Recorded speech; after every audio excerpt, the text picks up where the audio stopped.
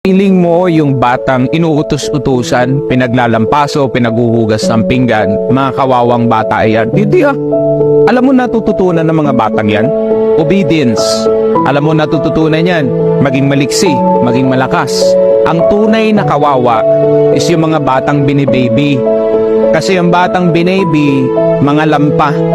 Mga batang binaby, mga iyakin yan. Mga walang alam gawin sa mundo.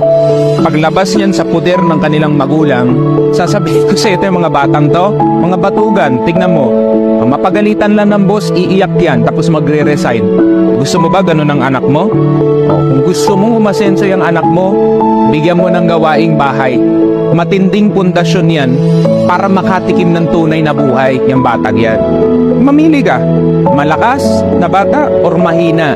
O ikaw, kapwa magulang ko, ikaw ang pipili niyan. Bibihin mo, lampay ang anak mo. Turuan mo ng tunay na buhay, aasenso yan.